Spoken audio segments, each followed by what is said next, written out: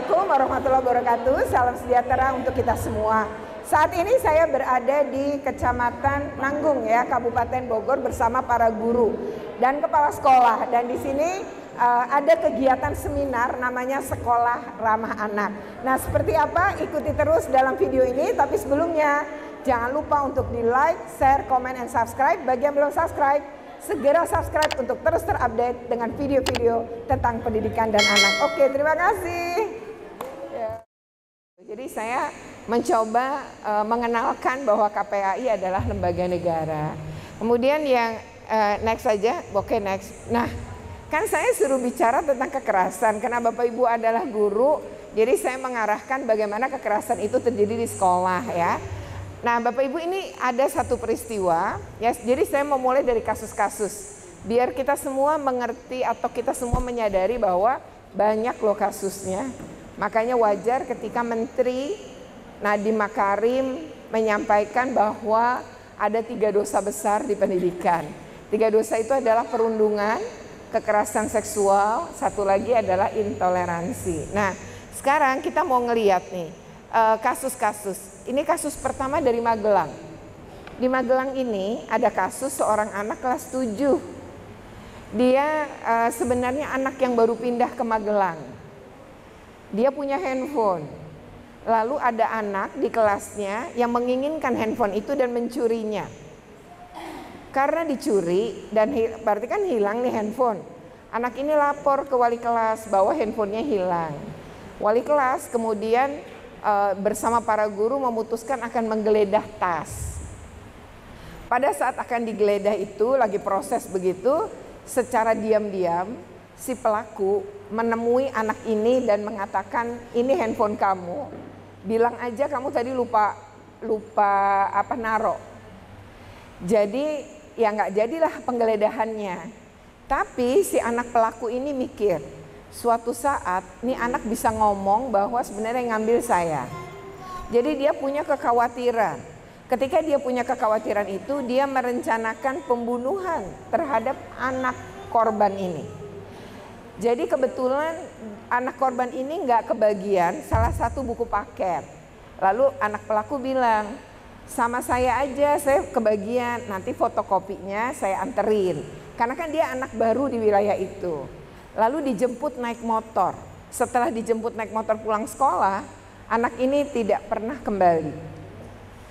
Pukul 23 orang tuanya bersama orang satu kampung nyari.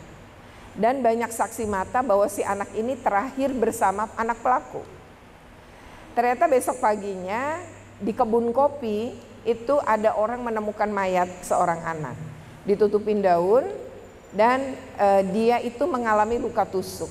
Jadi modusnya ternyata dipukul dulu pakai benda tumpul, setelah dia pingsan lalu ditusuk. Sehingga anak ini sebenarnya adalah kehabisan darah.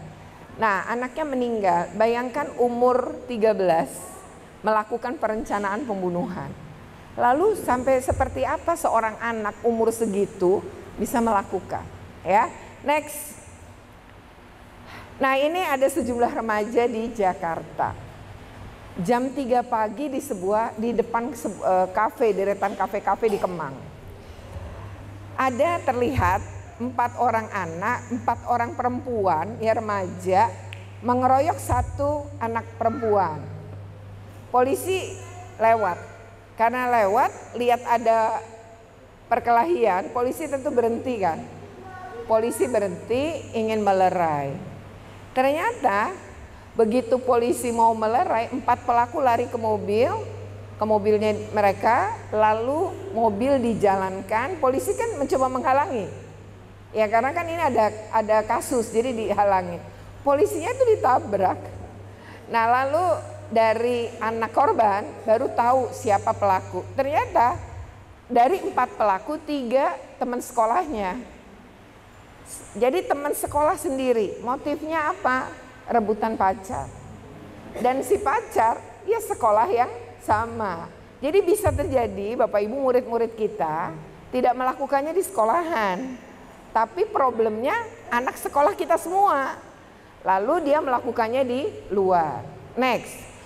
Berikutnya ini ada di Malang, seorang ibu melaporkan anaknya juga SMP, 13 tahun. Si anak ini mengalami luka pada bagian tubuh, tapi sebelumnya didahului dengan pulang dalam keadaan mabuk.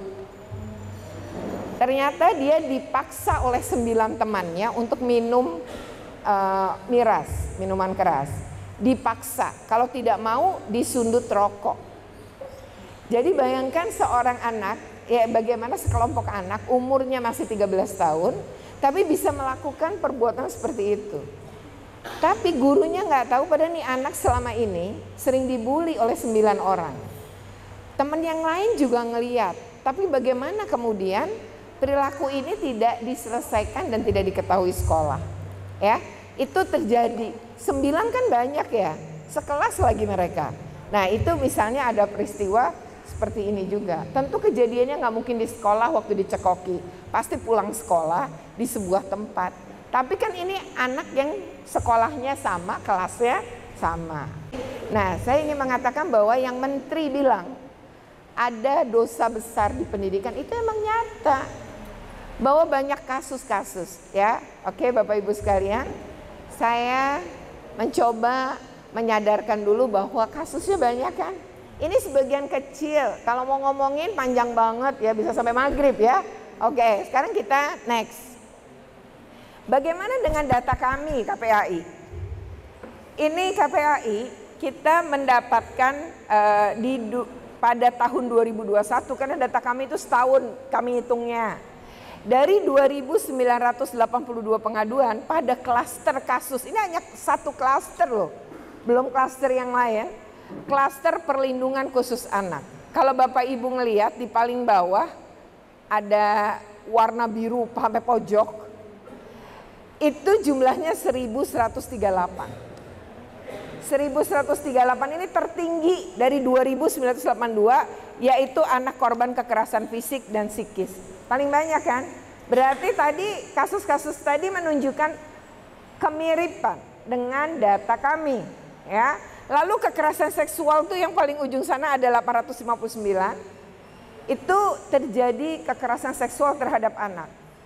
Tinggi sekali itu nomor 2. Lalu yang nomor 3 adalah 345 anak korban pornografi dan cybercrime. Jadi anak-anak korban nih misalnya game anak ya, game online Hago. Ternyata Hago itu dimainkan oleh anak usia 7 sampai 11 tahun. Dan ini ada kasus 9 anak umur 8 sampai 11 tahun itu mengalami kekerasan seksual di dunia maya. Kan kalau main game ada yang dibeli-beli ya. Jadi dibilangin sama pelaku, mau nggak dikasih? Padahal nilainya cuma 100.000. Tapi dia harus ngirim foto telanjang. Ternyata si pelaku adalah dia menjual itu lewat kelompok pedofil. Pedofil itu penyuka hubungan seks dengan anak. Nanti setelah foto video. Nah, ini adalah bentuk kekerasan juga terhadap anak. Kami juga baru menangani kasus di Jogja, anak umur 16 tahun, pelaku 27, anaknya di Jogja, pelaku di Aceh Utara. Anak ini mengalami kekerasan seksual di dunia maya.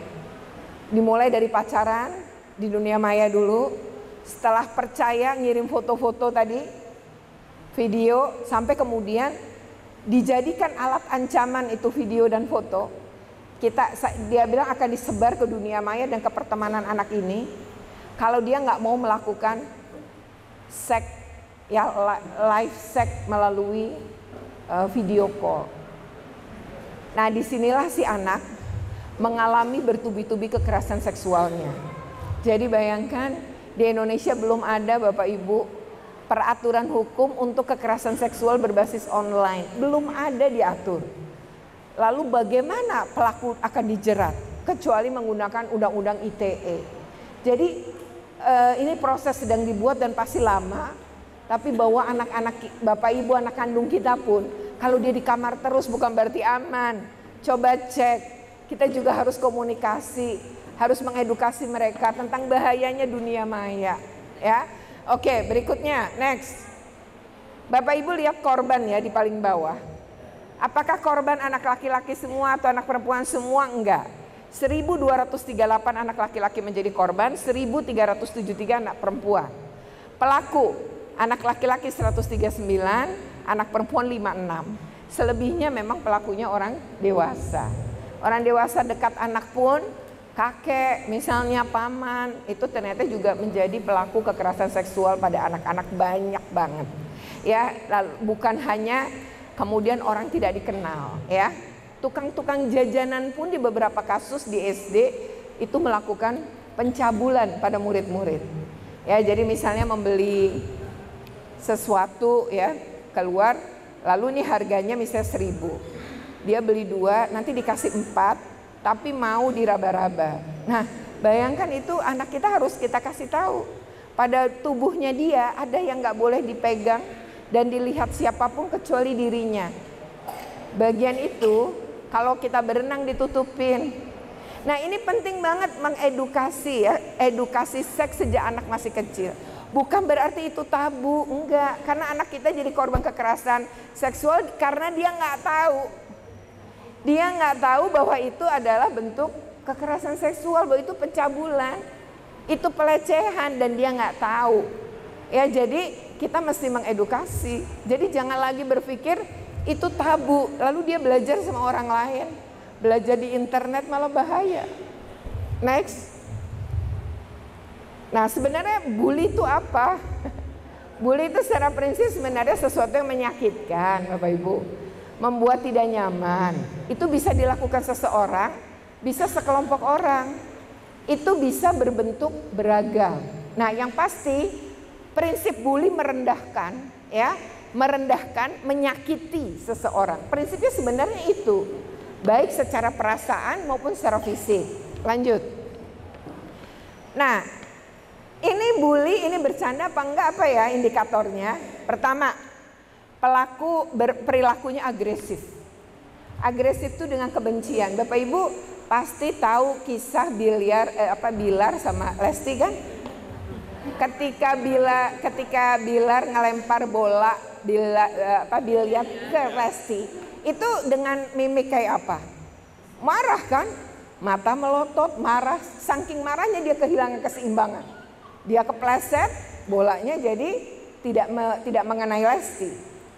Sikap agresif itu disertai dengan begitu.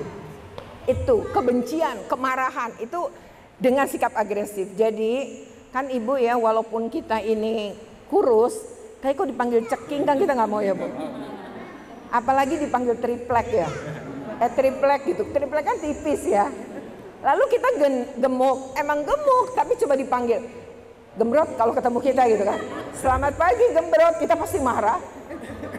Kita hitam, tapi coba kok dipanggil keling. Nah, kita nggak mau juga, padahal kita hitam gitu, tapi kita nggak mau dipanggil itu gitu. Nah, Bapak Ibu, itu juga bentuk, termasuk gini ya. Jadi kalau dia pakai perilaku agresif, misalnya kita bercanda nih, misalnya kita circle-nya sama nih, kita bestie nih ya, kan kita pasti nggak tersinggung kalau ngomongnya asal nyeblak. Tapi kalau bagi orang lain di luar circle kita sakit, kesel. Murid-murid saya dulu ya bercanda ngomongnya gini. Jadi temennya dia ngelempar sesuatu dan tepat mengenai sasaran. Lalu temennya bilang, "Gile anjing lo," gitu kan. Padahal pakai kata binatang yang bernama anjing, tapi nggak ada yang sakit hati. Karena kata-kata itu tidak untuk menghina. Jadi kita harus bedain. Ketika ngomong dengan kemarahan, dengan ngomong dengan ya bercanda gitu, kerasa kok. Bercanda sama enggak tuh kerasa, ya. Nah, relasi kuasanya timpang. Kakak senior sama adik junior, guru sama murid, orang tua sama anak, atasan dengan bawahan, ya, kepala sekolah kepada gurunya. Itu bisa. Jadi lihat dulu, nggak mungkin kebalik. Ibu, guru, kemudian bully kepala sekolah, kan nggak mungkin ya, betul nggak? Kan nggak mungkin kebalik ya Bu ya. Jadi ada relasi yang timpang. Jadi kalau ibu bapak nemuin murid, ya lihat dulu relasinya, siapa pelaku, siapa korban. Ini Anak kelas 5 dibully anak kelas 2 SD, mungkin nggak? Nggak mungkin. Yang terjadi adalah 5 ngebully kelas 2, nggak mungkin kelas 2 membuli kelas 5 gitu. Mana berani dia. Jadi ada relasi kuasa yang timpang. Berikutnya, keberulangan. Jadi nggak sekali. Kalau bercanda sama kita, kita hari ini tiba-tiba pakai salah kostum. Gitu kan? Terus kita diketawain, mungkin kita nggak masalah. Sekali. Besoknya kita nggak salah kostum, tapi diginin. Kok lu nggak salah kostum lagi? Gitu ya. Pasti tersakiti kita. Gitu ya. Jadi ada hal yang kalau berulang-ulang ya kita kesel lah gitu ya. Berikutnya, paksaan yang menimbulkan ketidaknyamanan, rasa sakit dan cedera. Next. Nah ini bentuknya ya Bapak Ibu. Pertama verbal. Verbal itu kan bisa berteriak, membentak ya. Memaki, menghina, meledek, mencela, mempermalukan, ngeledek-ngeledek tapi di depan banyak orang. Lalu ada yang fisik, fisik pastilah Bapak Ibu tahu, menampar, mendorong, memukul ya. Lalu ada yang sosial, mengucilkan, membeda-bedakan, mendiamkan dan lain-lain. Sebenarnya kategori yang sosial ini kalau di media sosial gampang, tinggal kita blok. Tapi kalau di dunia nyata masa mau diblok teman ya? Nggak bisa kan dihilangin di depan kita kan? Nggak mungkin kan? Nah jadi tentu beda antara dunia nyata dengan dunia maya. Bapak Ibu juga punya anak dan jadi orang tua. Secara sadar maksudnya nih murid juga gitu ya, membanding-bandingkan. Niat kita adalah mensupport dia agar jadi seperti yang lebih baik gitulah ya. Padahal membanding-bandingkan itu menyakitkan. Kok kamu gak kayak adikmu? Kok kamu gak kayak kakak kamu? Kok gak kayak temennya mama? Anaknya temennya mama? Ya mama jadi aja mamahnya anak itu, kan bisa anaknya juga begitu. Ya terus ibu gak usah lah gitu, kepala sekolah ngebanding-bandingin ibu. Kok ibu A gak kayak ibu B ya? Kita aja tersakiti dibandingkan, apalagi anak-anak. Jadi sebenarnya membanding-bandingkan tuh ibu membuli, apalagi dilakukan sering. Relasi kuasa ibu lebih tinggi sama bapak, dilakukan sering. Niatnya apa? Ya memang ini anak punya kekurangan dan kita mencoba membandingkan dengan yang lebih. Padahal kelebihan akademik misalnya, nggak semua anak terlahir jago akademik.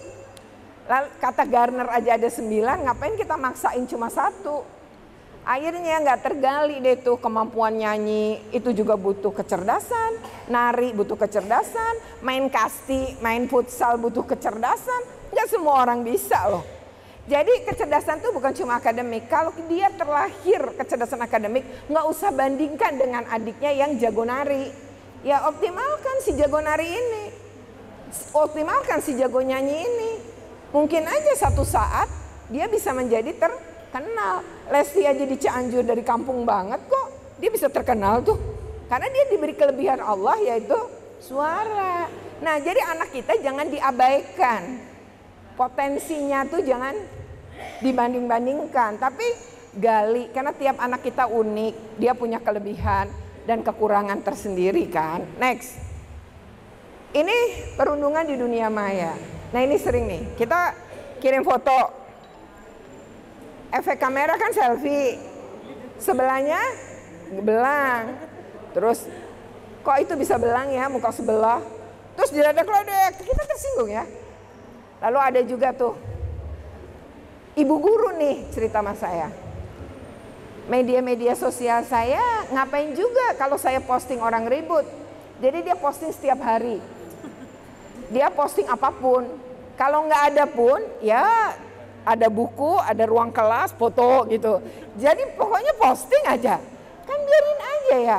Nggak ganggu orang. Tapi temennya itu meledek dia gitu ya. Nah ini kan aneh. Orang terus kalau kita masukin hati, ya jadi ribut kan. Nah artinya media sosial ini ya bisa menjadi tempat mengintimidasi, mengancam atau menyakitkan. Misalnya gini. Ibu punya punya teman di media sosial. Tiap itu akhir pekan dia kirim foto jalan-jalan. Ibu enggak, terus ibu tunjukin ke suami. Nih dong, kayak gini jalan-jalan. Suaminya kan merasa Ya kalau ada duit juga gue ajak, kalau enggak ya gimana, masa kita mau maksain misalnya kan.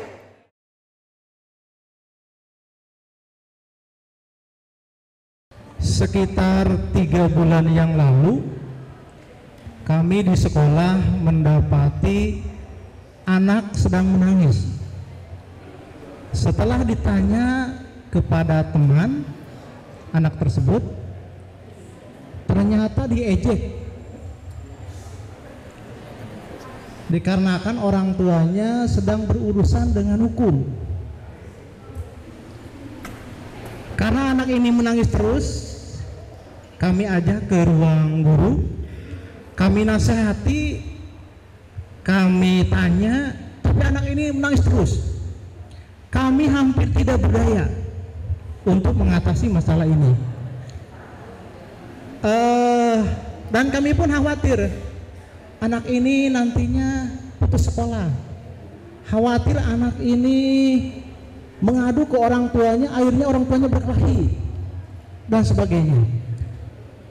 Tadi satuan pendidikan punya kewajiban untuk merehabilitasi kasus seperti ini. Nah, pertanyaannya bagaimana kami satuan pendidikan ketika mengatasi atau merehabilitasi kasus seperti ini? Terima kasih. Assalamualaikum warahmatullahi wabarakatuh. Waalaikumsalam warahmatullahi wabarakatuh. Walaupun bullying atau kasus kekerasan tersebut terjadi di luar sekolah, tetapi tetap saja sekolah itu bertanggung jawab. Betul seperti itu, Bu? Sekolah itu bertanggung jawab. Kemudian, nah, karena di sekolah siswa itu tidak selamat di rumah atau di lingkungannya, apakah ada semacam sosialisasi khusus tentang bullying atau berhubungan dengan kekerasan terhadap anak ini di lingkungan sosial masyarakat dan orang tua siswa? Jika memang ada, misalkan contoh yang telah dilakukan oleh KPAI, mungkin bisa memberikan sedikit tips dan trik agar efektif untuk kami ikut membantu melaksanakan atau memberikan sosialisasi tersebut kepada orang tua siswa. Mungkin itu saja, Bu, dari saya. Assalamualaikum warahmatullahi wabarakatuh. Tadi anak itu menangis, kemudian karena pihak sekolah tahu dia orang tuanya berhadapan dengan hukum dan temannya pada tahu, sehingga anak ini mendapat stigma kalau dalam bahasa undang-undang. Jadi anak mendapatkan stigmatisasi akibat perbuatan orang tuanya. Misalnya Ferdi Sambo, kan anaknya juga dibully gitu. Ya kan, seperti itu kan maksudnya. Lalu anak ini menangis gitu. Jadi anaknya Ferdi Sambo bukan enggak kena bully ya, anaknya ada yang SMA 2. Itu mendapatkan pembulian juga. Anaknya yang kuliah kedokteran juga mendapatkan. Jadi memang itu namanya stigmatisasi. Ada beberapa kasus misalnya teroris, orang tuanya teroris, ketangkep. Anaknya kan juga pasti kena stigma kan di lingkungan gitu. Nah, anak yang mengalami stigmatisasi dengan menangis tadi, kenapa? Sebenarnya pertama, anak tuh bisa jadi yang gak mau cerita langsung hari itu. Pendekatan guru tuh harus panjang, harus sabar, ngedengerin dia tuh melihat situasi dia tuh udah tenang belum. Kalau masih nangis, ya berarti emang dia belum mau cerita. Jadi gak bisa hari itu ditanya, terus udah, kalau dia juga ngomong-ngomong, tapi kita nggak pernah nyoba di hari yang lain gitu. Terus yang kedua, kita sudah tahu penyebabnya sebenarnya, nggak perlu nanya juga sama si anak kan sebenarnya. Kita udah tahu bapaknya berhadapan dengan hukum, dia dirundung, ya berarti kita ciptakan situasi di sekolah nggak boleh ngerundung anak ini kan sebenarnya. Seperti itu gitu. Jadi kita kasih tahu perbuatan orang tuanya bukan tanggung jawab si anak. Anak kalian nih gitu, bilang mana anak kalian kan tidak bisa memilih jadi anaknya siapa. Kalian gak bisa milih punya orang tua siapa. Kalau boleh milih, ya saya pengen punya orang tua yang konglomeratnya Indonesia gitu misalnya. Kan kalau bisa milih, kita nggak bisa milih. Jadi kasih pengertian anak yang lain bahwa anak ini nggak tahu apa-apa dengan perbuatan orang tuanya. Dan dia nggak boleh menanggung apa yang ditanggung orang tuanya. Jadi anak-anak ini, bapak ibu gurunya memberi pengertian di lingkungan sekolah. Jadi wali kelas misalnya, siapa aja yang merundung, ngomong ke anak-anak itu. Karena mungkin nggak semua anak juga merundung. Ada anak-anak yang kasihan sama anak ini. Tapi ada anak yang merundung. Anak ini kan ngerasa udah dapat masalah, dia punya kecemasan. Bapak saya ketangkap, berarti nanti saya nggak bisa ngelanjutin sekolah.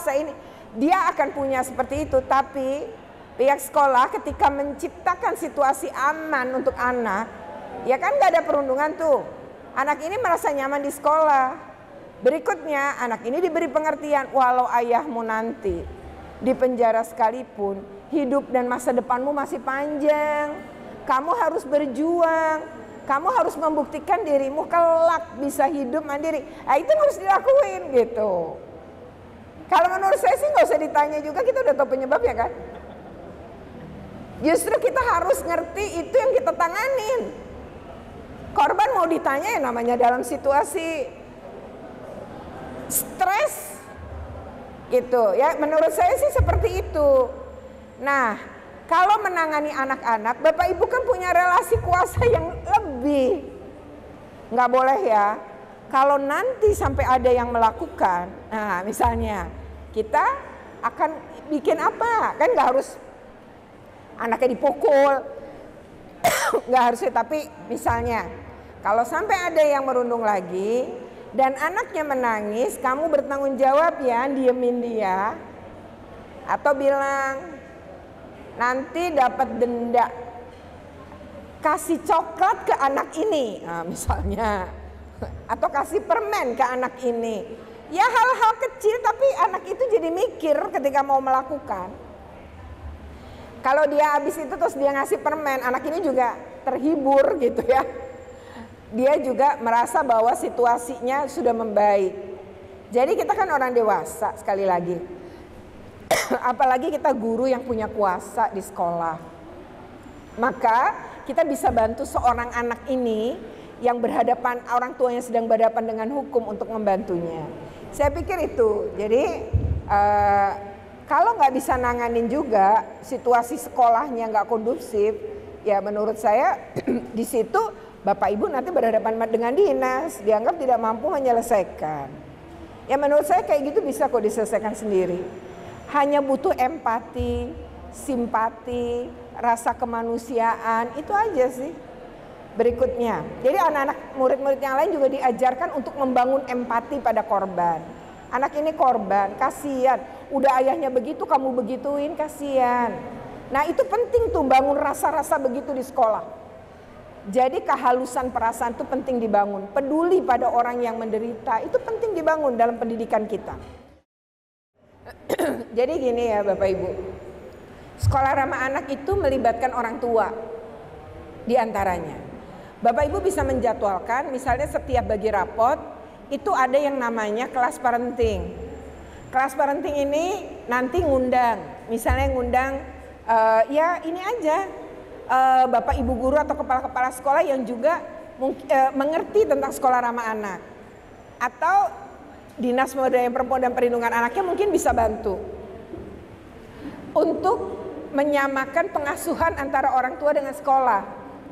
Jadi yang kerap kali ngelaporin ke polisi itu karena hubungan orang tua dengan sekolah nggak baik. Nah lalu gimana caranya? Caranya adalah secara berkala bikin kelas parenting. Bapak ibu jangan ngelakuin kekerasan sama anak-anak bapak ibu. Apa sih dampaknya kekerasan pada anak-anak kita? Dibentak aja otak anak tuh ciut. Jadi kalau anak bapak ibu itu nggak pintar akademik, penyebabnya bisa jadi bapak ibu yang suka bentak-bentak dia. Jadi dia nggak berkembang otaknya. Itu dampak dibentak aja. Apalagi dipukul. Dipukul itu fisiknya kena, psikisnya kena. Gitu ya, dibentak aja bisa mempengaruhi otak anak kok gitu ya. Jadi saya termasuk orang yang nggak percaya bahwa ketika kita sekolah dulu dipukul, ditampar, ditendang, terus kita jadi orang. Saya orang yang nggak percaya sama teori itu. Kalau Bapak Ibu dulu nggak mengalami kekerasan, Bapak Ibu akan jauh lebih baik dari sekarang. Itu yang harusnya ditanamkan. Karena seluruh riset di dunia nggak ada yang bilang orang yang dipukulin waktu sekolah menjadi orang, nggak ada.